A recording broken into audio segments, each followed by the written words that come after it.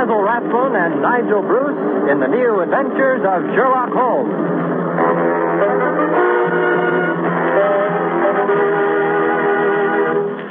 This rebroadcast is especially for the American Armed Forces and their allies.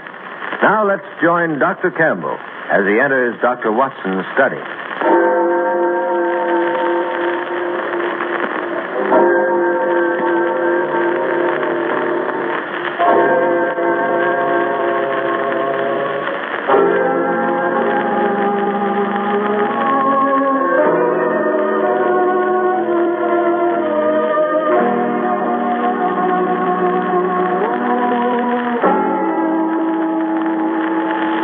Well, here we are once again in Dr. Watson's study. Come in, Mr. Campbell. Come in.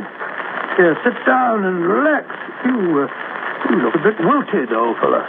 Oh, yes, it's such a beautiful spring evening. I thought I'd walk over. In fact, it's so beautiful I dawdled most of the way, drinking in the warm air and the smell of things growing until suddenly I realized I was blame well going to be late if I didn't hurry. So I ran the last 3 blocks. Yes, I know how it is. This lovely spring weather is certainly conducive to indolence.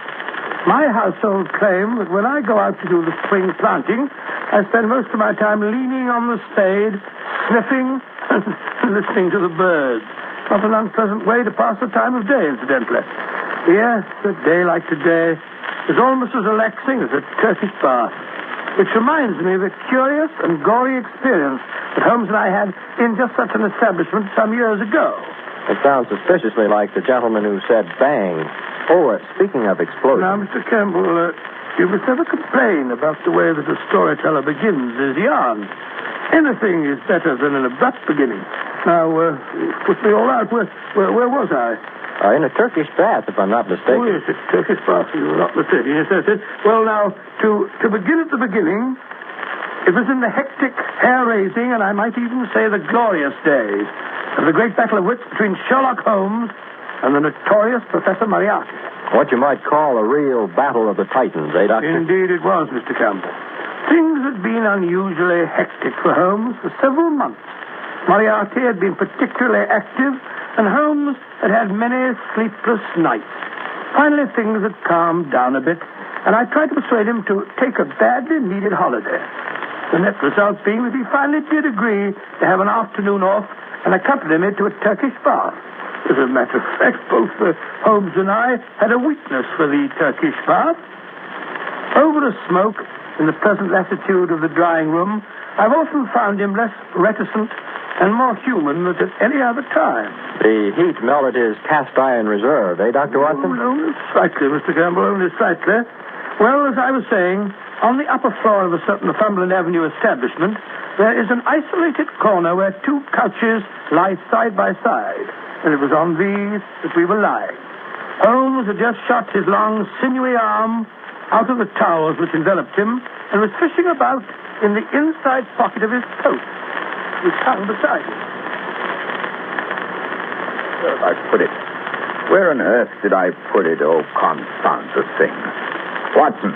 I forgot to bring my tobacco. Oh, relax, Holmes. Just relax. Forget about tobacco. Forget Moriarty and relax. That's what we came in here for. Burble, burble, burble, burble. I am relaxed, my dear fellow. I want to smoke. What about the burble? Nothing like the peace and seclusion of a Turkish bath. Mr. Holmes. Mr. Sherlock Holmes. Hello? Gus, the steam room attendant seems to be paging you. Oh, my goodness. Now what? Has anyone seen Mr. Sherlock Holmes? See in here, please. Here I am, Gus. Here I am. What do you want? Come on. Oh, Mr. Holmes, it's good I find you. There has been an accident, Mr. Holmes. A bad accident. It's Lord Canterbury. He's in his dressing room, covered with blood. Oh. In that case, I fancy you want Dr. Watson, don't you? Not me. I'll be with you in a minute, Gus. Oh, no, not Dr. Watson. It's too late for you. He's dead. Dead? Stabbed in 6 places. Come and look at him, Mr. Holmes, please. Dead? Dear me. All right. I'll come at once. Good gracious me. What's all the commotion? Why can't we have a little peace and quiet around? What's the meaning of this, Gus? Why are these 2 persons talking at the top of their voices? My dear Mr. well, whoever you are, I was never under the impression that the Olympia Baths were a church. Furthermore, my dear Mr. Never mind the name. Tunbridge. Frederick Hubert Tunbridge, a Liberal leader in the present Parliament, which everyone knows and keeps abreast of the time. My dear Mr. Tunbridge, I do not concern myself with trivialities. Furthermore, as I was saying, before being so rudely interrupted, you may be interested to know that your hated rival, Lord Cantlebury, the Conservative leader, with whom you are known to have publicly locked horns on several occasions... what if I have? What's he done now, the old fool? If you mean Lord Cantlebury, he's done absolutely... Yes, he hasn't done anything, and probably never will again. What are you blithering about? Well, it seems that Gus has just discovered your, shall we say, political vis-a-vis dead in his dressing room. You mean he's had a heart attack? No, I don't mean anything of the kind. He's been stabbed. In how many places did you say, Gus? In 6 places, Mr. Holmes. But that's impossible. I talked to him not half an hour ago. We had a little conference, sub rosa, you understand, while he was waiting for Gus to come in and give him his fat out. Well, he was quite all right when I left him. Oh, really? Are you sure? What do you mean? Of course I'm sure. Canterbury was alive and dressing like a trooper when I left him. I passed Gus in the corridor. I came out of Canterbury's dressing room. He'll tell you the old boy was alive and kicking. Oh, will he? How about it, Gus? It is true, I hear swearing, but from which dressing room it comes I could not be sure. The walls are so thin, you understand. Yes, indeed. It's quite true the dressing room walls are thin. Gus, who is this person, and why is he asking all these stupid questions? But, Mr. Turnbridge, this gentleman is Mr. Sherlock Holmes, the famous detective. I've never heard of him. Got even with you there, Holmes. well, send for Scotland Yard. This is a matter of national importance. Quite, yes. I think you're quite right. You may as well send for Inspector Lestrade, Gus. Scotland Yard will have to be informed in any case. In the meantime, however, well, I think I'll take a look. Well, in the meantime, Mr. Whoever you are, I insist that everything be left strictly alone. Very well, then, Mr. Thingamabob, if you insist, but you'll be losing valuable time. I most emphatically do insist. Well, I'm getting out of here. Me too, I'd like on an appointment. If you can do without me, I think I'll just... Just a moment, gentlemen. Just a moment, if you please. I think it's only fair to point out to you all that suspicion is bound to fall on anyone who leaves before the authorities have had a chance to search and question him. Touch me. You mean I have to be searched? We seem to have stirred up quite a hornet's nest, eh, Watson? Yes, and I brought you in here for a rest.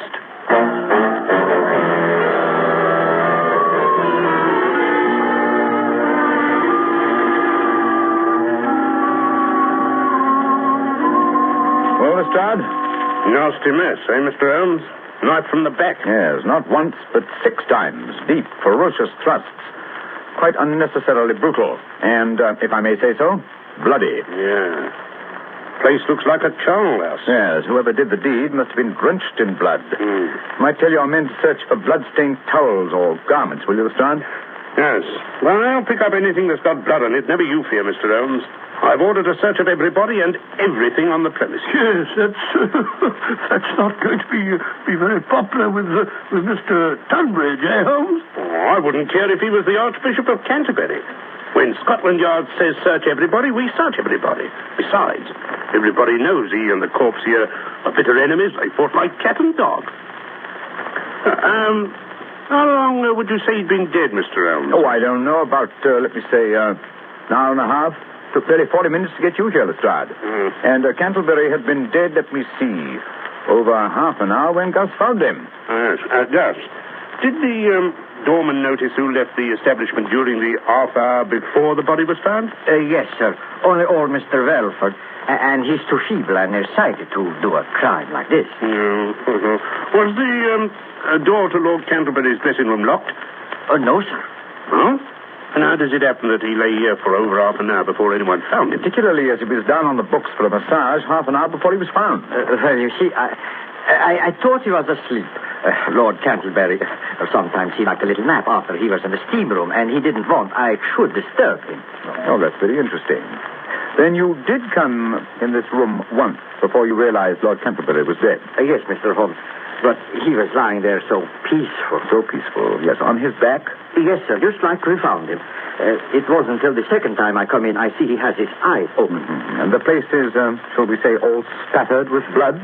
It was so dark. The shades were drawn. It was not easy to see anything if you don't look close. Even then, some people are unable to observe the most obvious facts. And what might you mean by that? Oh, just an observation, Lestrade, just a gratuitous observation. Come in. Well, Willis, what's up? We've sliced the place from top to bottom, just like you said, Inspector. And there's no bloodstains nowhere, except on this. And what's that? A pocket knife, sir, large size. Oh. The handle's been wiped off, but there's still some bloodstains on the blade. We found it in the locker of a bloke named of Tunbridge. Uh-huh. Just a minute, Lestrade. Don't go off the deep end. Willis. Yes, sir. You say there were no bloodstains anywhere except on this knife. Not a sign of a bloodstain nowhere. You searched the dirty linen hampers, the towels and lockers, where the customers had their clothes? Oh, yes, sir. We searched everything. There's not a sign of blood anywhere, but on that there weapon. Amazing. That's enough for me. This here is the murder weapon, and it was found in Tunbridge's locker. Bring him in here, Willis, and we'll have him on the carpet. Yes, sir. Right away. I knew he was the murderer from the beginning. Who has the motive for killing Canterbury? This chap Tunbridge. Who had the opportunity? This chap Tunbridge. He admits himself he had a talk with the deceased, and they had words. And where is this here bloodstained knife found? Nowhere but in this Mr. Tunbridge's locker. Stupid place for a murderer to hide the fatal weapon in his own locker. Tunbridge isn't as stupid as that, Lestrade. Oh, no? Then why was it there?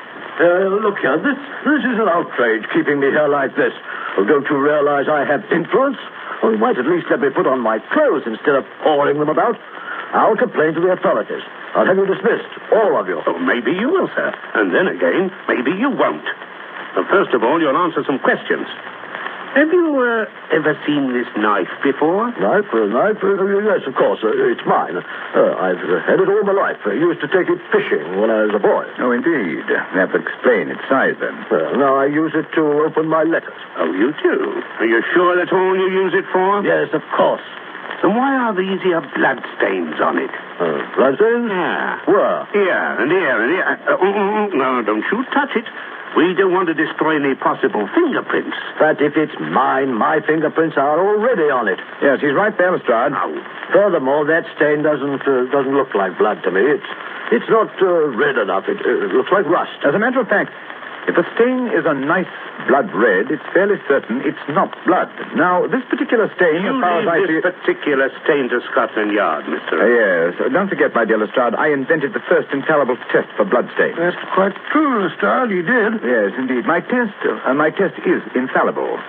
It works on blood that is new or on blood that is old. I discovered the first reagent, which is precipitated by hemoglobin. I'm sorry, mister, I'm sorry, but Scotland Yard hasn't any time for lectures. We believe in action. Now, Mr. Tunbridge, it's my duty to take you into custody, and it's also my duty to warn you that anything that you may say may be used in evidence against you. Anything I say? Do you realize whom you're arresting? I'm a leading figure in British politics. So was this fellow who lies here stabbed with your knife, which has still got bloodstains on it. Lestrade, if you'll pardon me for saying so, in this case, it's not the bloodstains that are in evidence, but the bloodstains that are not in evidence, which is the significant factor. What? Oh, what do you mean by that? Simply that it would have been rather difficult for Mr. Tunbridge to have committed a murder as gory as this one without having bloodstains on the towel he's wearing or on the clothes which are still in his locker. What was to prevent him from dropping his towel outside Lord Canterbury's dressing room, going in and knifing him in the back, then sneaking down to the shower rooms, not more than 20 feet down the corridor, and washing away the evidence? Me going round about it in the nude? Certainly not. Most certainly not, sir. Remember, my dear Lestrade, as you drag one of Britain's leaders away to jail, that it might have been possible for him to stab his enemy in a fit of temper, but he would never have dreamed of running up and down the corridors in his birthday suit. Oh, let me see. I'm afraid I shall have to look for another explanation of the missing bloodstains.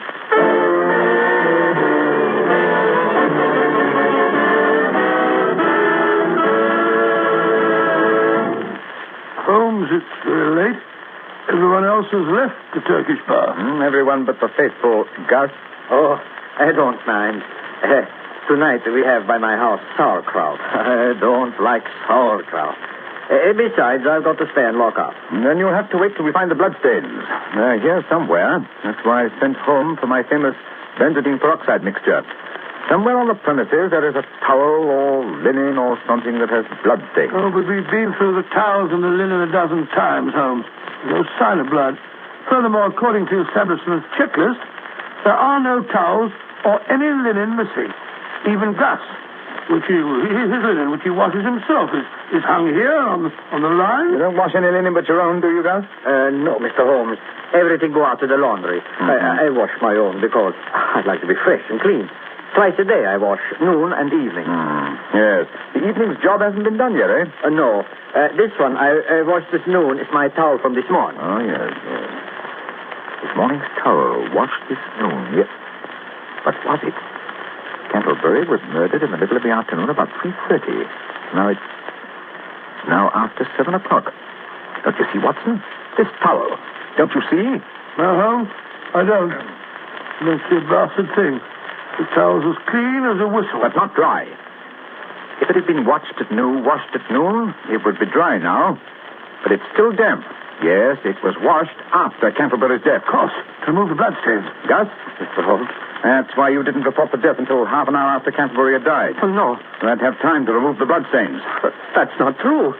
Besides, you can't prove anything. The towel is clean now. There are no marks, no stains. The very fact that there were no stains on it, Gus, first made me suspect you. Lord Cantlebury was found lying on his back. And yet, when you informed us that he had been stabbed, you were quite definite about the number of times that he'd been stabbed. But in the back. Yes? Yes. How did you know that, Gus? Well, I lift him up and I look. Of course, I see what you're getting at, Holmes. He couldn't have done that. No one could examine the corpse without getting blood all over himself. And yet, when Gus appeared to tell us of Cantlebury's death, there wasn't a spot of blood on him. But if I can prove that this towel which you so carefully washed once had blood stains and that you were very careful to remove those stains... That you will never prove. I have scrubbed, I have used soap, I have even boiled that towel. There is not even a suspicion of a blood stain left. That is where you're wrong, my friend. Watson, run the water into this tub, will you? No matter how thoroughly you try to remove a blood stain, it will never... Out. Damn it, spot. Yes, we only need enough to moisten the cloth. Now I'll drop a few drops of my famous solution onto the cloth. There we are. Well, all I can see is a lot of pale blue streaks. Yes, it's undoubtedly blood. Blood? Yes, the curious blue streaks prove infallibly that there was blood on the towel. And now, Gus, how are you going to explain why you were so anxious to remove these bloodstains? No, I did not do it. It was Mr. Tunbridge. He did it. The knife was his knife. There was blood on it. Let me out of here. It's not my fault. I don't want to hurt. Holmes, he's running away. Watson, we can't let him escape. Well, there he goes down the corridor. He's gone into the steam room. Don't worry, I'll get him. Phew. The steam's thick in here. I can hardly see my hand before my face. Must be in here. Look under the benches, Watson. Watson, leave the door open. Let some of this blasted steam out of here, will you? I didn't shut the door. Holmes, you hear that? The door. Someone's locked the door. Hey, somebody, let us out. Let us out, you hear? We're locked in. We've been locked in by mistake. No, you're wrong. It was no mistake, my friend. Moriarty. He's here in the steam room with us. No, that's just his voice through the ventilator. So you were behind this murder too, Professor? Of course. Perhaps you would like to know why I had to kill Lord Canterbury. Yes, indeed. That would be very interesting. Good. I found it necessary to start a feud between the two great political parties because they're in danger of forming a coalition to pass certain housing reforms that would have proved very expensive to me. Well, what better way to break up an incipient collaboration than by killing one leader, having the other hanged for his murder? Very ingenious, Moriarty. A pity you should have chosen such a clumsy tool as Gus. Clumsy? Perhaps. But he fooled Scotland Yard, Mr. Holmes. It was just my ill luck that you should be on the premises when the accident occurred. Thank you for the compliment. Not at all. However, it's a mistake which I'm sure Gus will be able to rectify. Gus? How? Very simple. I have sent him to put more coals on the fire. Any moment now, there should be more steam. Yes, gentlemen, much more steam. I'm afraid that when you finish with this steam bath, you will never need another. No. You will be boiled alive. He's right there. There comes the steam pouring out of the opening over our heads. If only we could reach that opening, we could stuff some of these towels into the pipeline and cut off the flow. Good Lord, Holmes, it's getting very hot in here. Wait. I have it. One of the long benches. I'll stand on the end. You'll have to balance it while I climb on the top. Talk, Watson. Make a noise. Anything to cover up the moving of the bench. Very well. Oh, it's getting hot. Moriarty, this has gone far enough. We can't stand much more of this. Steady, Holmes. Now hand me up a towel, quick. Moriarty, turn the steam off. You hear, Moriarty? Can't you hear? The heat, it's becoming unbearable. Yes, more towels, Holmes. Is it getting hot enough in there, Gentleman Boyle? I'm sure it is. Boiled nice and pink, boiled in steam, live steam. Goodbye, Mr. Sherlock Holmes.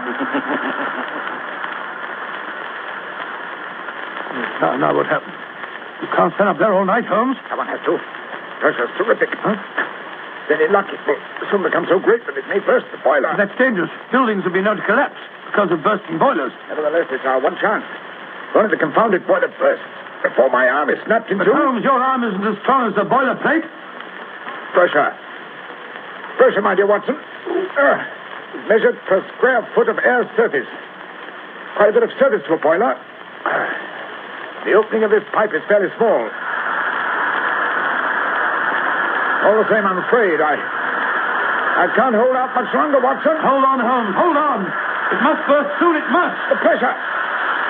My hands. My hands. Look out! Look out! Look out!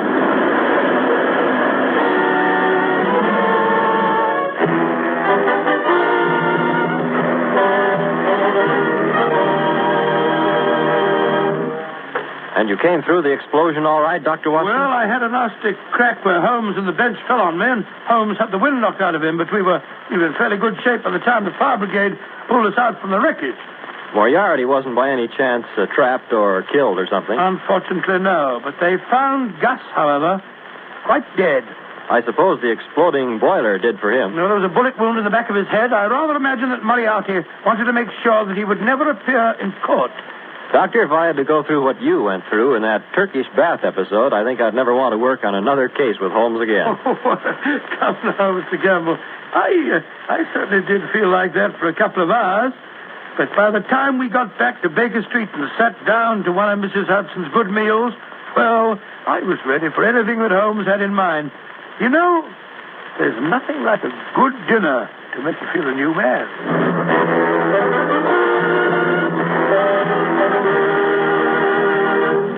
You have been listening to An Adventure in Crime with Basil Rathbone as Sherlock Holmes and Nigel Bruce as Dr. Watson.